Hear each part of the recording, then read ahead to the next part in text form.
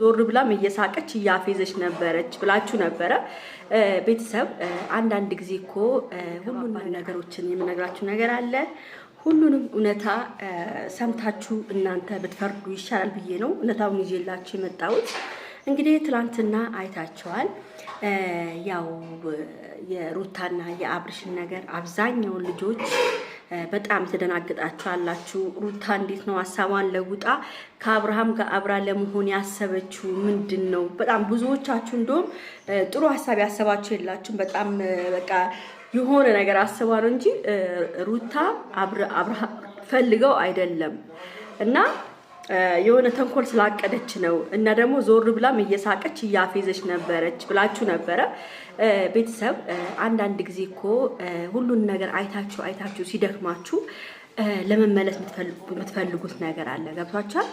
እና እኔ ትናንትና እንግዲህ ቤተሰብ በጣም ብዙ ነገር ነው ያየሁት፣ በኮሜንትም በብዙ ነገሮችም ብዙ ነገሮችን አይቻለሁ። እንግዲህ ሩታ እንደሰማሁት ከሆነ በቃ ብዙ ነገሮች እንደደከማት ነው። በዚህም ቢያጨበጭቡ ያው እንደ አብርሃም ሊሆኑላትም ላይችሉ ይችላሉ።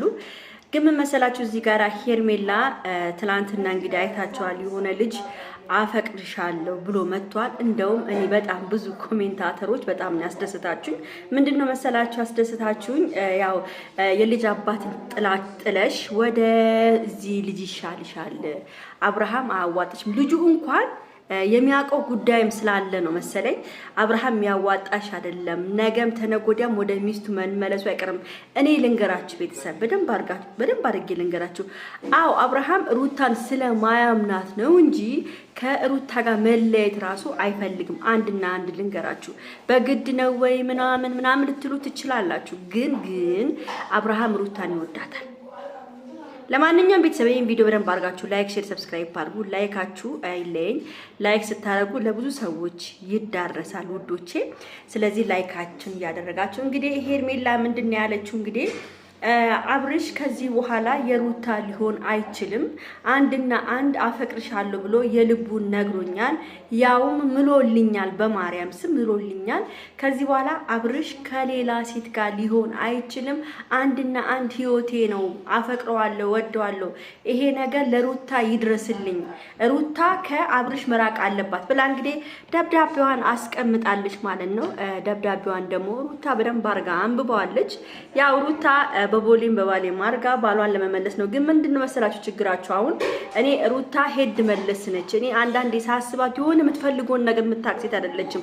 አንዳንዴ ይቅርታ አድርጉልኝ ሩታ ማለት ነው የምትፈልገውን ነገር በቃ እኔ እንጃ አላውቅም፣ ምንም ነገር ሊያረካት አልቻለም። እኔ የሚመስለኝ ሩታ አንዳንድ ጊዜ ለበቀልም ይመስለኛል ይሄን ነገር በቃ አብርሃም እጇ ላይ ቁጭ አድርገው እንደፈለገች ለማሽከርከር የምትፈልግም ይመስለኛል ሳስበው አንዳንዴ ማለት ነው። እና ውዶቼ እንደዚህ ደግሞ ሊሆን አይችልም። ትዳር ከሆነ ቀጥ ለጥ አርጋ ባሏ መያዝ ነው እንጂ ያለባት አንዴ ያዝ አንዴ ለቀቅ ደግሞ ሊሆን አይችልም ውዶቼ። እና እንግዲህ ትላንትና አብዛኞቻችሁ አይ አብርሃም ደግ አደረክ እንኳን አልተመለስክላትም፣ ብትመለስም አንተ ልትጎዳህ ነው ላላችሁ እንግዲህ አላቅም። ሩታ ምን እንደምታስበኛ የምናውቀው ጉዳይ የለም። እንግዲህ እኔ ሲመስለኝ አንዳንዴ ስትጸጸቱም ልትመለሱ ትችላላችሁ።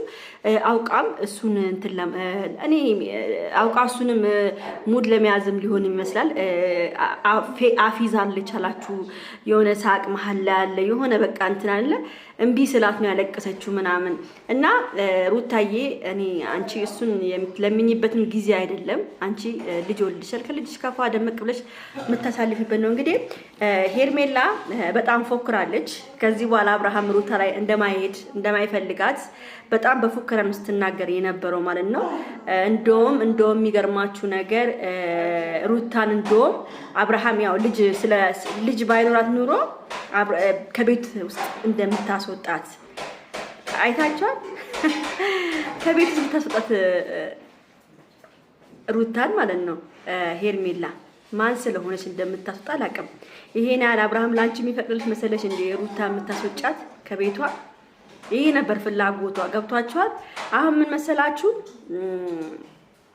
አሁን ሄርሜላ አብርሃምን ለመያዝ ቀለበት የሚባል ነገር አሁን ታያላችሁ ወይ ዛሬ ወይ ነገር ቀለበት እንድታረግልኝ እፈልጋለሁ።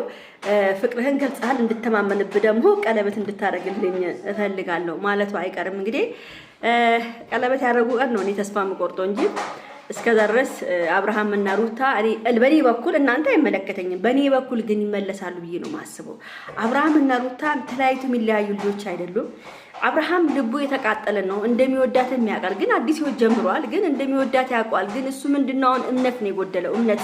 እኔም ሳስበው ያው ሄርሜላን ጥሏት ደግሞ እሷ ጋር ከሆነ መጨረሻ ደግሞ እሷ የሆነ ነገር እንደባለፈው ካደረገችው በጣም ከባድ ነገር ነው። እስከ ዘላለም ሩታና አብርሽ እንደማይመለሱ ነው የምነግራችሁ።